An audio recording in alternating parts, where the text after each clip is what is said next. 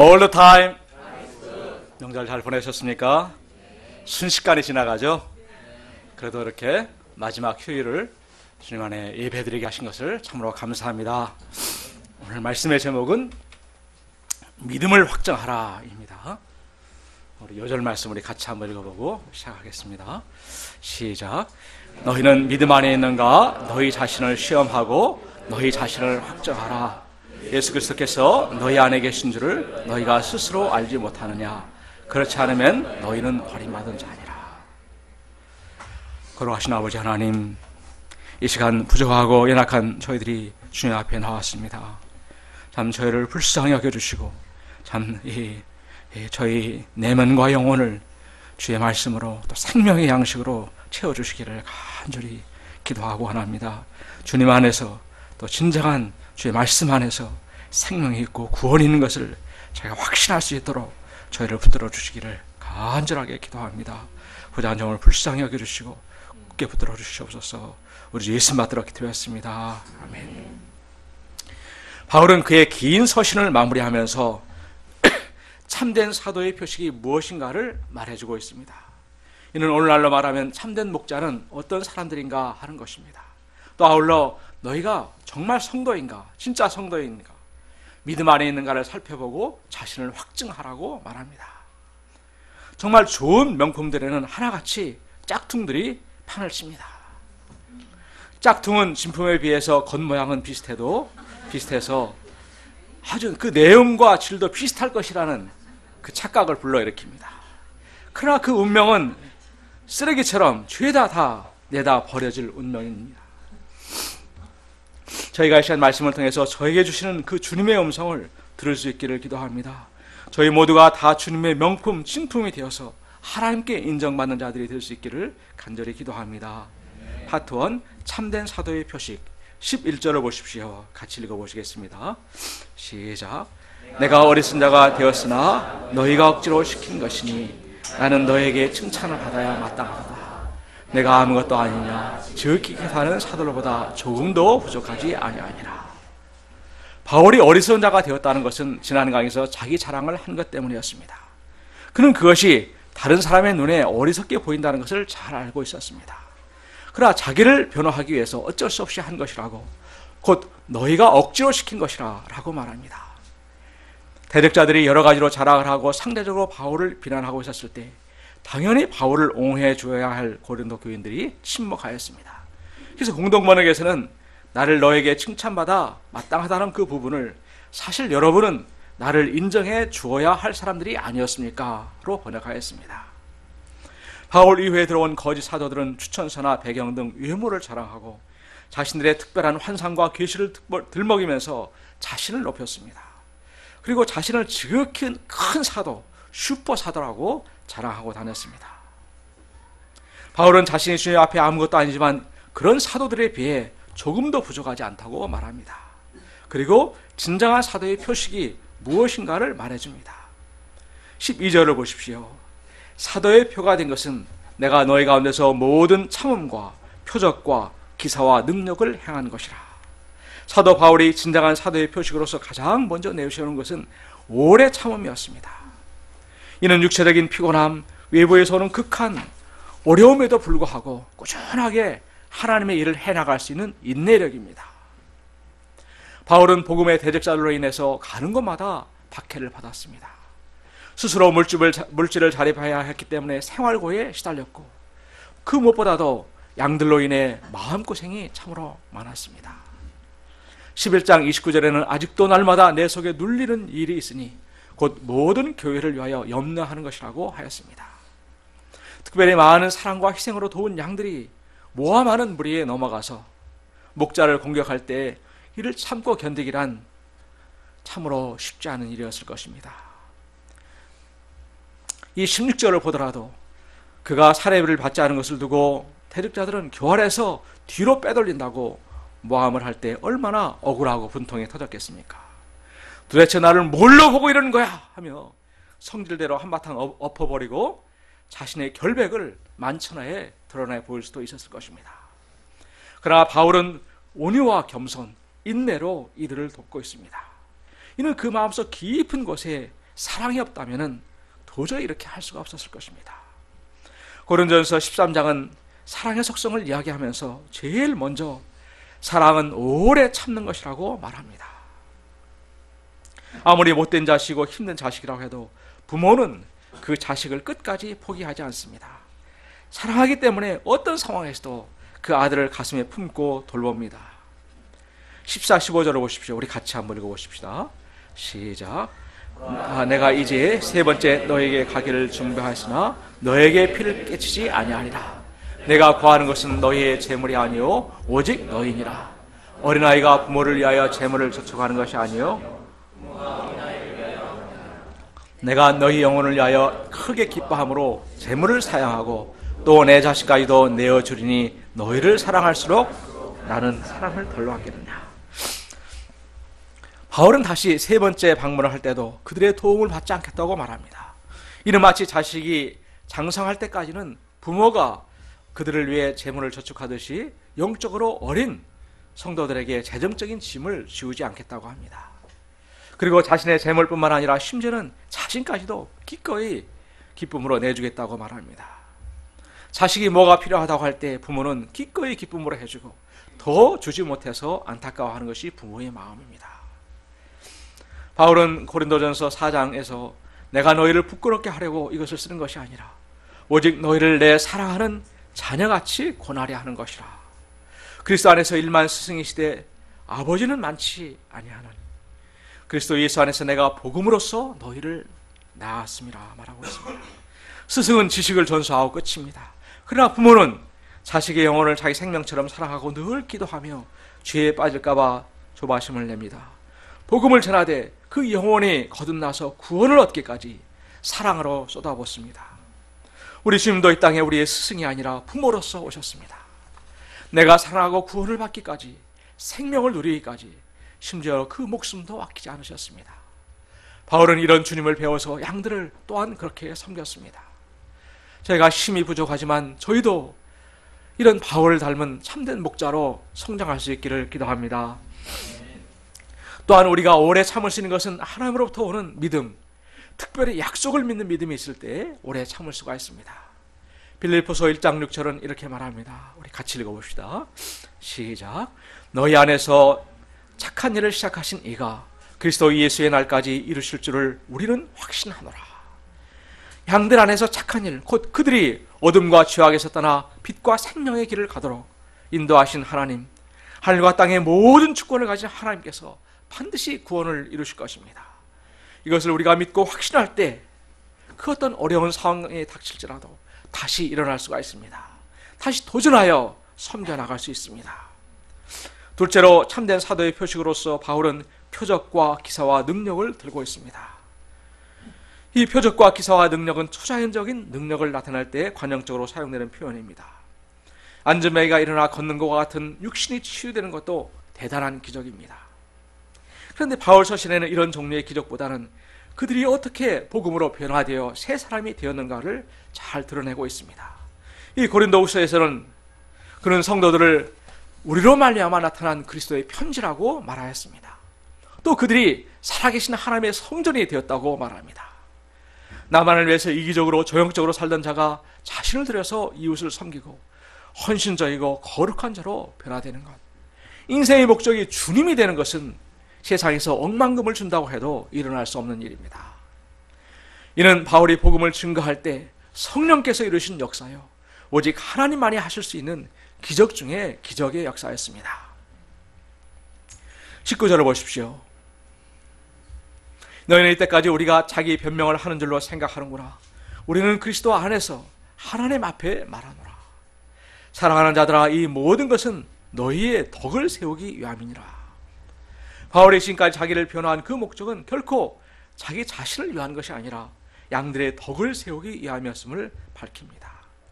덕을 세운다는 것은 그들을 그리스도 앞에서 온전한 자로 세우고자 함을 말합니다. 20절, 21절을 보십시오. 우리 같이 읽어보시겠습니다. 시작. 내가 갈 때에 너희를 내가 원하는 것과 같이 보지 못하고 또 내가 너에게 너희가 원하는 것과 같이 보일까 두려워하며 또 다툼과 시기와 분쟁과 당지는 것과 비방과 수군거림과 거만함과 혼란이 있을까 두려워하고 나를 너희 앞에서 낮추실까 두려워하고 전에 죄를 지은 여러 사람의 그 행한 바 호색함을 회개하지 아니함 때문에 슬퍼할까 두려워하노라. 여기는 바울의 그들을 향한 염려가 나옵니다. 이는 그들 가운데 남아있는 죄악들, 곧 다툼과 시기와 분냄과 당지는 것과 비방과 수군거림과 거만함과 혼란, 더러움과 음란함과 호색을 바울이 방문하게 될 때 보게 될까 하는 것이었습니다. 이들의 문제가 바울의 여러 권고에도 해결되지 않는 것은 거짓 사도들이 바울을 인간적으로 깎아내림으로 그가 전한 복음을 상대화시켰기 때문입니다. 또한 그들에 의해서 다른 예수, 다른 복음이 전해지고 다른 영이 그들 가운데 파고들었기 때문이었습니다. 파트 2, 믿음을 확정하라. 1절을 보십시오. 같이 읽어보십시다. 시작. 내가 이제 세 번째 너에게 가리니 두세 증인의 입으로 말마다 확정하리라. 공동번역에서는 어떤 사건이든 그것을 확인한 데는 두 사람이나 세 사람의 증언을 필요로 한다는 말씀이 있습니다. 이는 바울이 어떤 사람을 염두에 두고 한 말이 아닙니다. 다만 이번에 세 번째 방문에서는 문제들을 다룰 때 율법에 정한 것처럼 두세 증인의 증거를 들어서 합법적이고 공정하게 시행하겠다는 의지를 내비친 것입니다. 2절을 보십시오.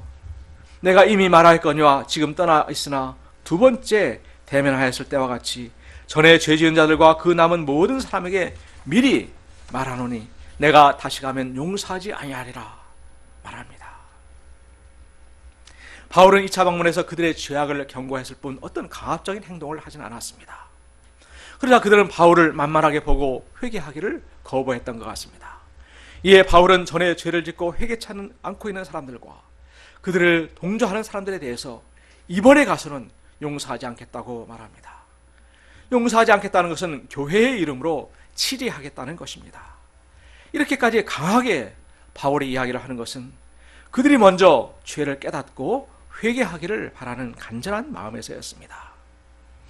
이런 바울의 속마음은 10절에 잘 드러나 있습니다. 그러므로 내가 떠나 있을 때에 이렇게 쓰는 것은 대면할 때에 주께서 너희를 넘어뜨리려 하지 않고 세우려 하여 내게 주신 그 고난을 따라 엄하지 않게 하려 함이라. 3절을 보십시오. 다 같이 읽어보시겠습니다. 시작. 이는 그리스도께서 내 안에서 말씀하시는 증거를 너희가 구하느니 그는 너희에 대하여 약하지 않고 도리어 너희 안에서 강하니라. 공동번역에서는 12절 하반절과 함께 그냥 두지 않을 것입니다. 그때에는 그리스도께서 나를 통하여 말씀하고 계신다를 증거를 찾고 있던 여러분들이 그 증거를 보게 될 것입니다. 이렇게 말하였습니다. 그리스도께서 여러분을 대하실 때는 결코 약하지 않습니다. 오히려 강력하신 분으로 여러분에게 나타나십니다.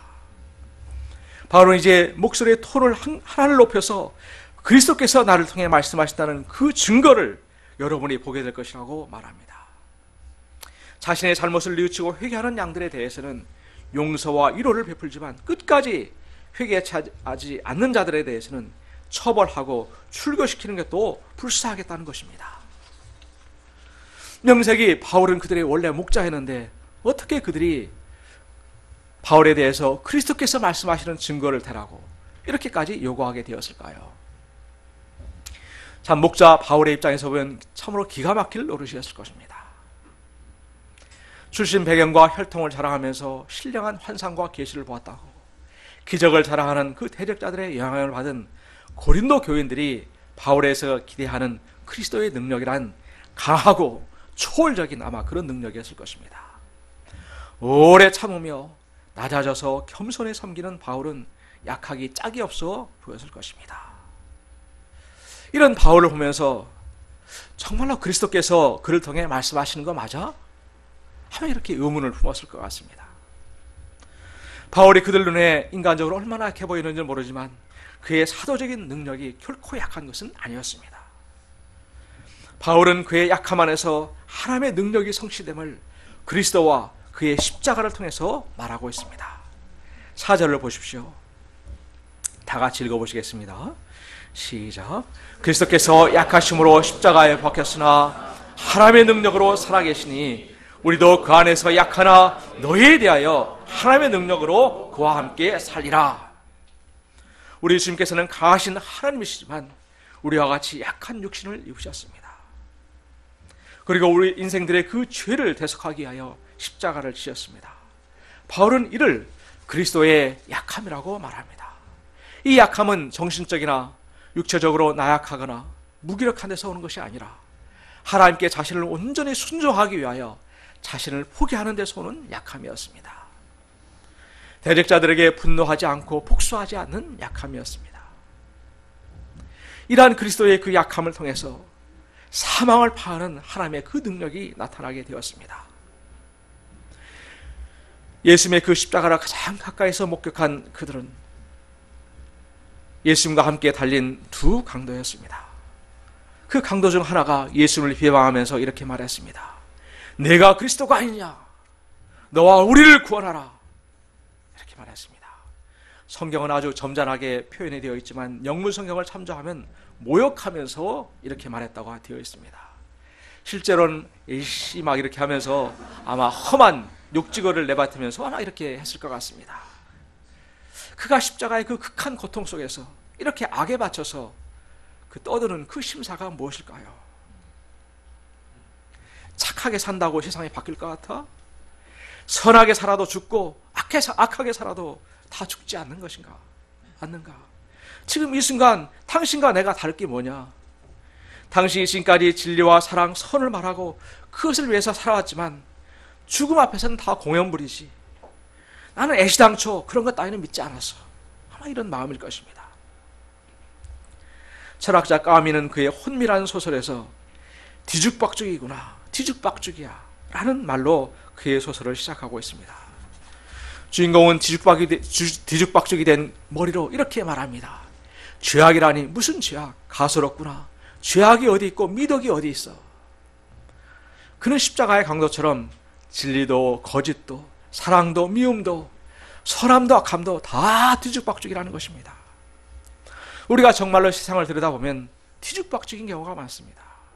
그리고 그 속에서 살아가는 인생들을 보면 모순덩어리입니다. 정말로 거기에는 노답, 답이 없습니다.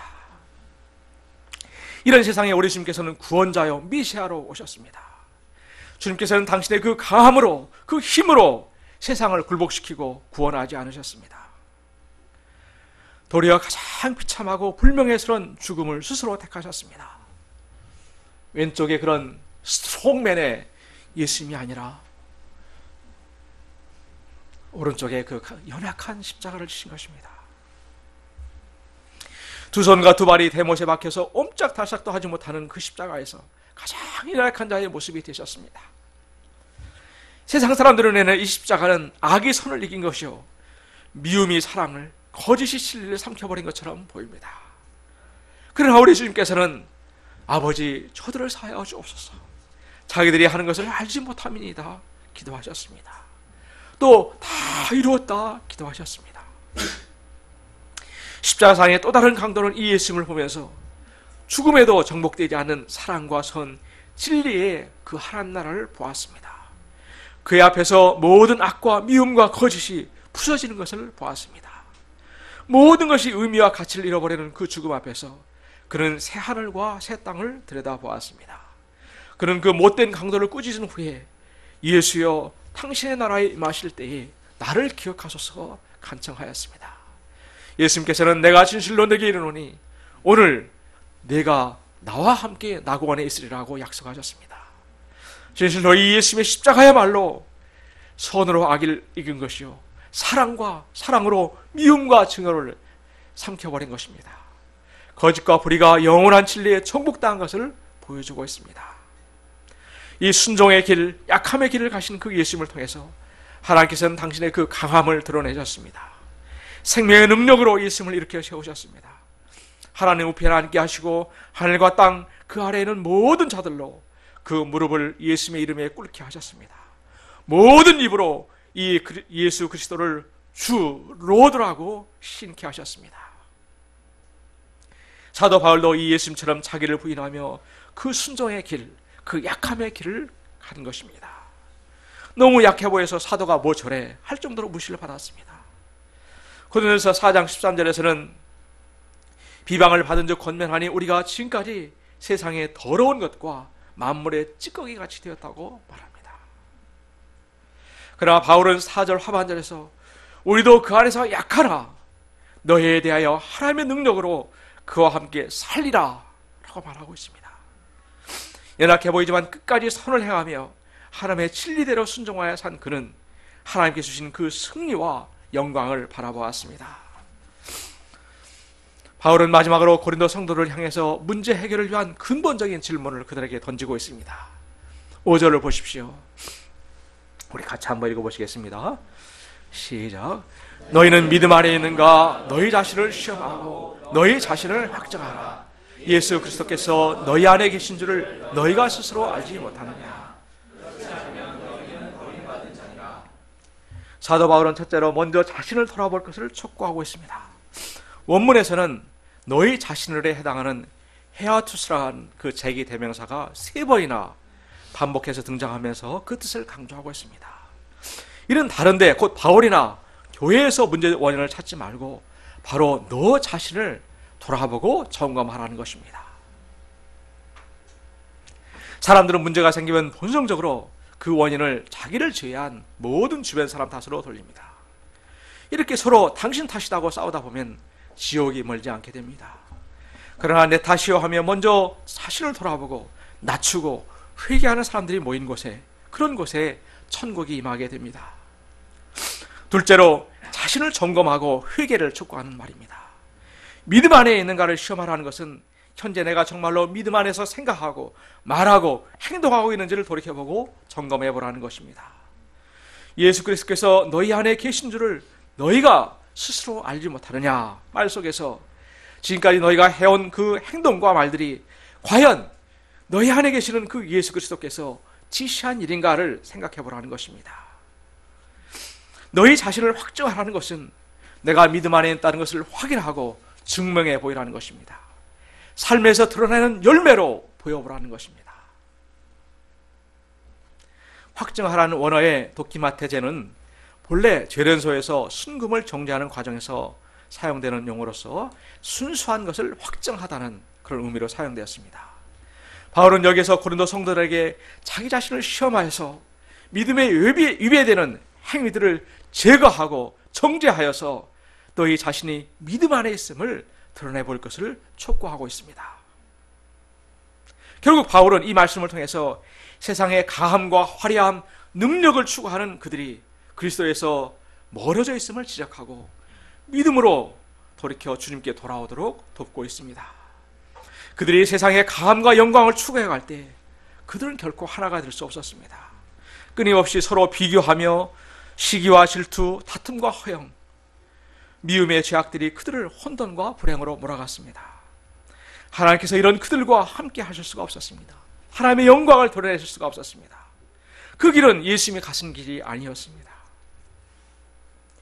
역사적으로 봐도 그렇게 강해 보였던 아수르와 바벨론 제국, 페르시아 제국, 로마 제국이 어디에 있습니까? 화려함과 하늘을 찌를 듯한 그 웅장함의 극치를 이룬 유럽의 그 성당들 가운데 우리 주님은 어디에 계십니까? 우리가 진실로 십자가를 지신 주님을 따라가고자 할 때 그 순종의 길은 겉으로 볼 때는 약해 보이는 길입니다. 당장 자기의 욕심과 이익을 내려놓고 자기를 부인해야 하는 길이기에 손해보는 길처럼 보입니다. 그러나 그 길에 하나님께서 함께 하십니다. 하나님의 그 능력이 나의 그 약함에 머물러 하나님의 그 강함과 온전하심을 드러내십니다. 그곳에 주님과 하나님의 축복이 있고 그곳에 진정한 승리와 영광이 있습니다. 주님과 하나 될 뿐 아니라 성도들 간에도 진정으로 하나 되는 행복이 있고 천국이 이루어지게 됩니다. 우리는 보통 내가 완벽하고 강해져야 하나님의 그 영광을 나타낼 수 있다는 생각을 갖고 있습니다. 약함이 강함이 되는 주님의 그 십자가를 생각해 볼 때 이는 잘못된 것입니다. 이러한 가치관으로 살아갈 때 결국에는 내 자신과 자녀들, 양들을 세상으로 내모는 것이 됩니다. 그 속에서 찌그러지고 고통하며 실식할 수밖에 없습니다. 우리가 잘 아는 닉 부이치치는 팔다리가 없는 몸으로 전 세계를 누비며 복음을 전하고 희망을 전하고 있습니다. 이런 그 뒤에는 평신도 목회자인 아버지 보리스 부이치치가 있었습니다. 하나님을 열심히 섬기던 20대 부부에게 닉의 탄생은 완전히 충격이었습니다. 과연 내가 이 아이를 키울 수 있을까? 하나님께 대한 분노와 의심, 믿음이 좋다고 자부했지만 막상 고난이 찾아오니 뿌리째 흔들리는 자신의 실체를 보면서 절망의 담을 쌓고 스스로를 고립시켰습니다. 닉이 불완전하게 태어난 게 아니라 아이를 바라보는 내 시각이 흠투성이었습니다. 닉뿐만 아니라 모든 아이는 하나님께서 완벽하게 지음을 받은 존재입니다 라는 고백이기까지 부부는 수많은 밤을 눈물로 지새웠습니다. 분명 현실은 암담했지만 그들은 주어진 자리에서 도망치지 않고 한 발 한 발 이겨내며 믿음의 반석 위에 그 가정을 세워나갔습니다. 신실하신 우리 주님께서는 그 약속대로 닉의 그 약함을 통해서 주님의 완전하심과 강함을 드러내시고 영광을 받으셨습니다. 그 아버지 보리스는 완전하지 않아도 충분히 완벽한 이란 책에서 우리는 슈퍼 부모가 될 수 없다. 그러나 좋은 부모는 될 수 있다고 말하였습니다. 20대 젊은 부부가 아들을 낳았습니다. 그런데 이 아이가 지적 장애인이었습니다. 우리 아들이 그럴 리가 없다고 심하게 부인했지만 결국에는 특수학교에 보내게 되었습니다. 한 번은 그 학교에서 운동회가 열리게 되었습니다. 아버지는 이 아들을 달리기 위해서 1등을 시켜봐야 되겠다고 생각했습니다. 이 아들을 통해서 뭔가 성취를 얻고 싶었습니다. 그래서 이 아이를 맹훈련을 시켰습니다. 50m 반원점을 돌아오는 달리기를 하는데 그 아들이 출전하게 되었습니다. 그 아들은 열심히 달렸는데도 2등이었습니다. 그 아들보다 더 잘 달리는 아이가 있었던 것입니다. 그런데 1등을 향하여 달리던 아이가 결승점을 10m 남기고 그만 넘어져 버린 것입니다. 그 아들이 1등을 할 수 있는 찬스가 생긴 것입니다. 그런데 그 아들이 그 넘어진 아이를 지나쳐 달리다가 갑자기 멈춰서더니 다시 그 아이에게로 돌아가는 것이었습니다. 아버지는 막 속이 타서 빨리 달려 빨리 막 외쳤습니다. 그런데 그 아이는 쓰러진 아이를 이렇게 세워주는 동안에 다른 아이들이 결승점에 골인을 했습니다. 나중에 아버지는 그 아들을 불러놓고 너 그때 왜 멈췄던 거야 하고 야단을 쳤습니다. 그때 이 아들이 한 이야기가 걔는 내 친구니까요. 친구가 넘어졌는데 이렇게 줘야 되잖아요. 말했습니다. 아버지는 그 아들의 말에 충격을 받았습니다. 누가 정상이고 누가 비정상입니까? 사실 아버지는 아들보다도 더 심한 마음의 장애를 안고 살아가는 거고 있었던 것입니다. 아버지는 그날 가서 아이스크림을 잔뜩 사가지고 와서 학교에 온 아이들에게 나눠줬다고 합니다. 9절을 보십시오. 우리 같이 읽어보시겠습니다. 시작. 우리가 약할 때에 너희가 강한 것을 기뻐하고 또 이것을 위하여 구하니 곧 너희가 온전하게 되는 것이라. 자신이 강하고 상대가 약할 때 기뻐하는 것이 세상입니다. 그러나 바울은 자신들이 약할 때 그들이 강해지는 것을 기뻐합니다. 만약에 바울이 가서 사도권을 발동해서 힘으로 그들을 처벌한다면 바울은 강한 자가 되고 그들은 약한 자가 될 것입니다. 그러나 바울은 그의 약함, 즉 헌신적인 희생과 봉사, 사랑과 섬김을 통해서 그들이 예수 그리스도 안에서 내적으로 강하게 되어서 회개하고 악에서 떠나 주 안에서 온전하게 되는 것을 구하고 있습니다. 11, 13절은 마지막 인사와 축도입니다. 같이 우리 읽어보시겠습니다. 시작. 마지막으로 말하노니 형제들아 기뻐하라. 온전하게 되며 위로를 받으며 마음을 같이하며 평안할지어다. 또 사랑과 평강의 하나님이 너희와 함께 계시리라. 거룩하게 입맞춤으로 서로 문안하라. 모든 성도가 너에게 문안하니라. 주 예수 그리스도의 은혜와 하나님의 사랑과 성령의 교통하심이 아멘. 우리는 현재 어디에 있습니까? 믿음 안에 있습니까? 우리 안에 그리스도께서 살아계십니까? 계시다면 나의 삶에서 그 열매로 드러나고 있습니까? 죄악들에서 떠나고 주님께서 말씀하신 그 길을 우리가 바로 가고 있습니까? 우리가 분명 예수님을 영접할 때 우리는 그 믿음 안에 있었습니다. 그러나 이 강하고 화려함을 자랑하는 이 세상에 발붙이고 살면서 자신도 모르게 이런 세상을 향해서 정신을 놓고 휩쓸려 가기 쉽습니다. 바울이 세 번째 방문에서 이를 보겠다고 한 것처럼 다시 오실 우리 주님도 내가 가서 직접 대면하기 전에 너의 믿음을 점검하고 너의 믿음을 확증하라고 말씀하십니다. 저를 포함해서 저희 모두가 이 말씀 앞에서 저희를 새롭게 할 수 있기를 간절히 기도합니다. 우리 5절 말씀 읽고 기도하고 마치겠습니다. 시작. 너희는 믿음 안에 있는가? 너희 자신을 시험하고 너희 자신을 확정하라.